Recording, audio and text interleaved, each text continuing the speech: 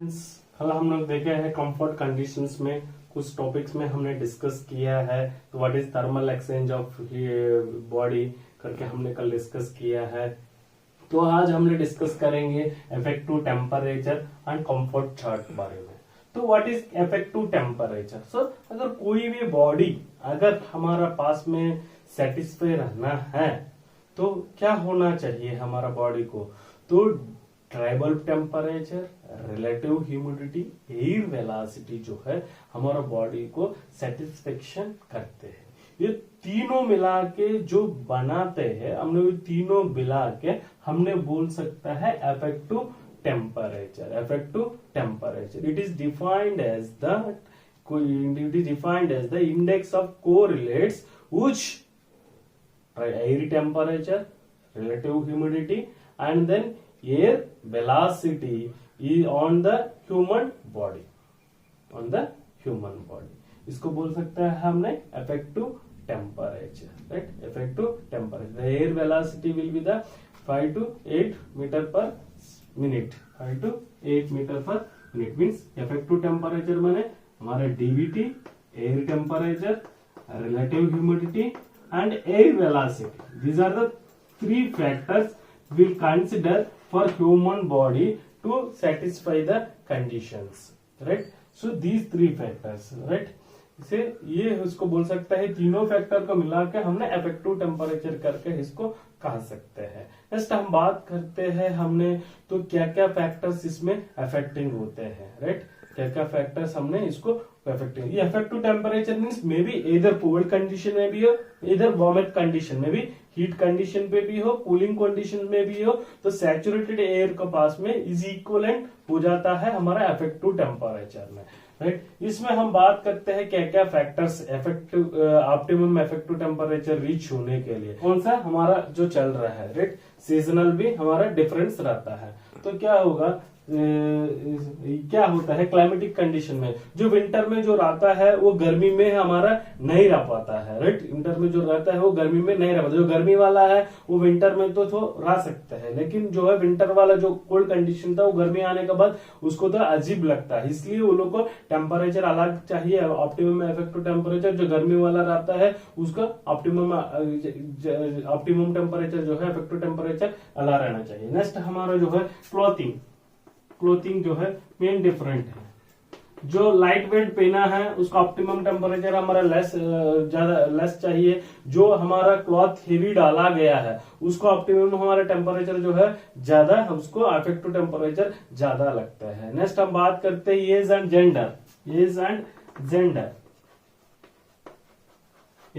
Gender के बारे में हम बात करते हैं।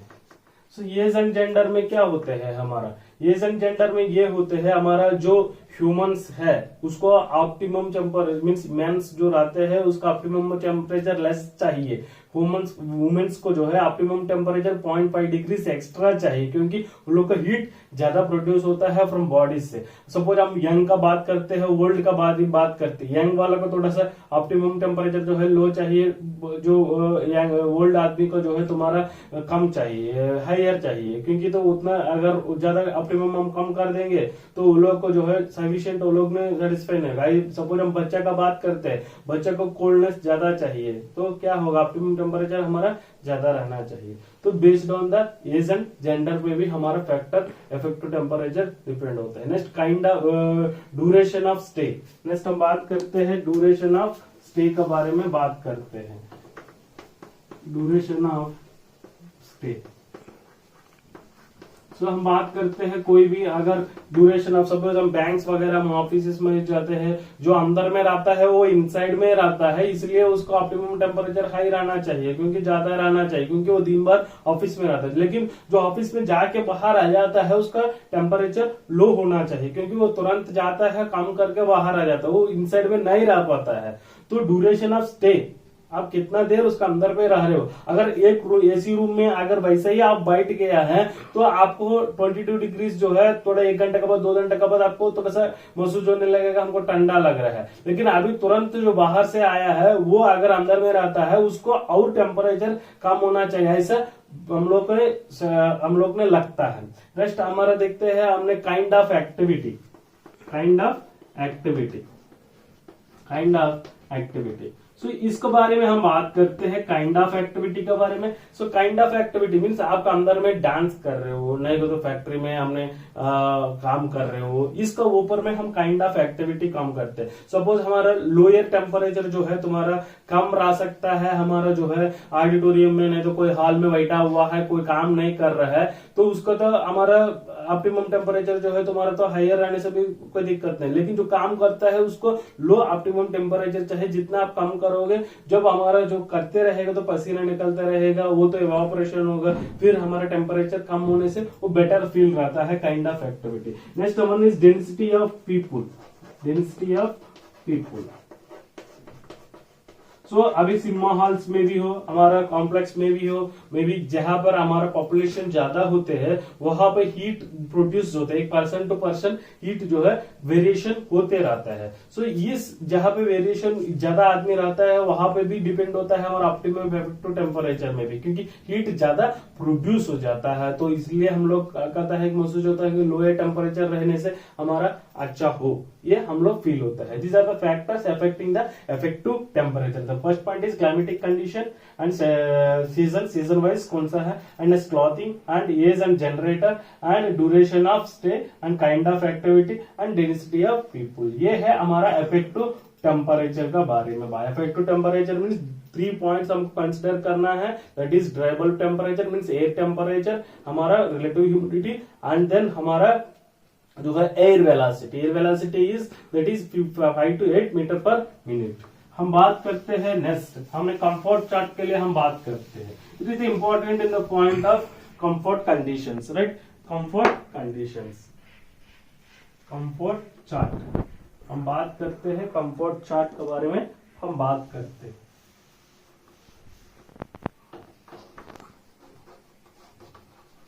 कंफर्ट चार्ट, सो कंफर्ट चार्ट माने क्या है? सो कल हमने डिस्कस किया है ये SHR ये right, world health organisation and ASHR ये मिल के हमने एक स्टेटमेंट दिया गया है। तो ASHR means American society of heating and refrigeration and air conditioning engineers, इन्हें एक स्टेटमेंट दिया है, it is the condition of mind which express the satisfaction of with the thermal environment, right. जो माइंड, ह्यूमन का जो mind रहता है वो सेटिस्फेक्शन करना है थर्मल एनवायरनमेंट, बाहर का एनवायरनमेंट में। सो उसका बेस डालने वो लोग अलग अलग पीपुल में, विंटर में कुछ आदमी को और समर में कुछ आदमी को बैठा के ये लोग ने जो है कुछ रिसर्च किया गया है। रिसर्च करने का बाद विंटर सीजन में हमारा कैसा महसूस होते हैं, कहाँ पे और लोग जो है तुम्हारा कंफर्टेबल हो जाता है, इधर समर कंडीशन में भी हो इधर विंटर कंडीशन में भी हो, कौन सा रिलेटिव ह्यूमिडिटी का पास, कौन सा हमारा WT ड्राई बल्ब टेम्परेचर का पास में आदमी लोग सेटिस्फेक्शन हो जाता है। वो लोग एक चार्ट बनाया है, वो चार्ट का यही है, वो चार्ट यही है हमारा कंफर्ट कंडीशंस में। हमारा ये चार्ट यही है हमारा DBT जो है, इट विल बी टेकन है एक्सिस में, एक्स एक्सिस में लेते हैं, एब्सिस में लिए। हमारा dry bulb temperature, wet bulb temperature जो है हमारा y एक्सिस में लिए है, ऑर्डिनेट में लिए है, it is 0 degree centigrade, it is 0 degree centigrade. So WTB lines are like this, right. हमारा WTB लाइन्स आर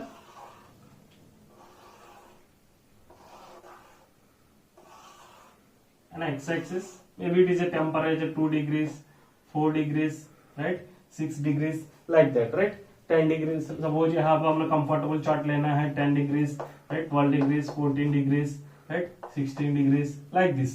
सपोज इसमें भी 10 degrees, right, 12 degrees, like this हमने इसको भी ले सकते हैं। सो सपोज ये हमने क्या हुआ, relative humidity lines are like this, relative humidity lines are like this.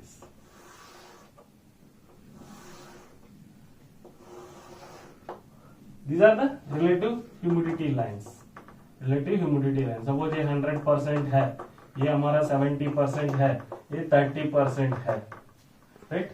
Maximum people हमारा जो है, maximum people जो है हमारा सपोज ये 20 है, ये हमारा 24 है, तो क्या होगा, मैक्सिमम पीपुल हमारा 70 to 30%, 70 to 30% के बीच में मैक्सिमम पीपुल जो है, द शेडेड लाइंस जो हुआ है, ये मैक्सिमम पीपुल ने हमारा सेटिस्फेक्शन हुआ है 70 to 30% का बीच में, क्योंकि 70 to 30% के बीच में जब मैक्सिमम पीपुल, इसमें अगर रिलेटिव ह्यूमिडिटी इतना हो तो वो लोग अच्छे तरीका से वो है, क्योंकि अगर बिलो 30% आ गया, स्किन सरफेस जो है स्किन ड्राई हो जाता है, राइट। स्किन ड्राई होने के बाद में क्या होगा, हमारा खुजली आने लगता है, कुछ डिफिकल्टी होने लगता है। अगर अबो 70% हो गया तो क्या होगा, हमारा 70% तो स्किन डिफेंस भी हो सकते हैं, हमारा स्टिकी डिफेक्टी हो सकते हैं,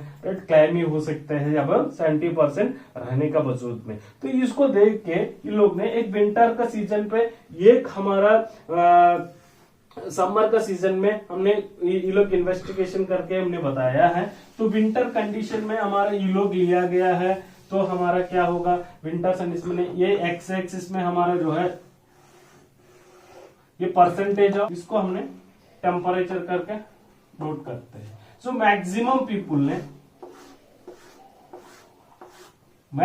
पीपुल ने हमारा पास अगर परसेंटेज ऑफ पीपुल है, यहां परसेंटेज लेते हैं हमने, सपोज ये हमने विंटर कंडीशन का हमने लेते, सपोज ये हमारा 90% है, ये 80% है, 70%, 60%, लाइक दिस। तो मैक्सिमम हमारा जो है समर कंडीशन पे हमने ले लेते हैं, सपोज ये हमारा 20 है, ये हमारा 22 है। मैक्सिमम पीपुल ये हमारा 21.6, इस समर के लिए हम बात कर रहे हैं। सो मैक्सिमम जो है 98% of the people will satisfied 21 degree centigrade का पास में, हमारा 98% ऑफ द पीपुल जो है समर कंडीशन पे सेटिस्फाई हो सकते हैं। परसेंट ऑफ द पीपुल जो है 98% का पास में 21.6 डिग्री का पास में ये लोग सेटिस्फाई हो गया समर कंडीशन पे। एंड देन हमारा विंटर कंडीशन पे लेते हैं हमने, सो मैक्सिमम जो है हमारा 19, 20, अगर 21 है, ये समर का है। अगर विंटर का हम बात करते हैं, विंटर पे होते हैं हमारा मैक्सिमम जो है हमारा 20 डिग्री सेंटीग्रेड का पास में, हमारा 97.7% of the people, 97.7% of the people will be satisfied with the winter condition पे हमारा सेटिस्फाई हुआ है। मीन्स विंटर कंडीशन पे आदमी को चाहिए 20 डिग्री, समर कंडीशन में 21.6, relative humidity percent of the people is 98%। तो इसमें से हम लोग देखते हैं कि, तो हम बात किया है कि फैक्टर्स अफेक्ट मीन्स वुमेन्स का अलग रहता है, एडल्ट्स का अलग रहता है, ओल्ड का अलग रहता है, इसके बारे में फैक्टर्स में भी बात की, उसका ऊपर में भी ये डिपेंड होता है। ऐसा नहीं है कि तो सारा आदमी का एक है, तो depend upon the mind set, आदमी को माइंड का ऊपर जो है ये कंफर्ट चार्ट जो है डिजाइन किया गया है। तो डिफरेंट पीपल को डिफरेंट इफेक्टिव टेम्परेचर वो लोग जरूरत पड़ता है करके हम लोग देख सकता है इसमें, राइट। ये टॉपिक जो है हमने इसमें पढ़ा है इफेक्टिव टेम्परेचर के बारे में, कंफर्ट चार्ट के बारे में पढ़ा है। तो इसमें जो कंफर्ट चार्ट है ये एग्जाम्स में ऑब्जेक्टिव टाइप में पूछ सकता है, from the comfort chart what is the summer conditions, winter conditions, या हमारा कितना परसेंटेज ऑफ पीपल कितना डिग्री का पास में सेटिस्फाई हो जाता है। सो स्टूडेंट्स ध्यान से पढ़िएगा, एग्जाम पॉइंट ऑफ व्यू में तो इंपॉर्टेंट रहता है, कुछ ऑब्जेक्टिव क्वेश्चन इसी से आता है। Thank you students.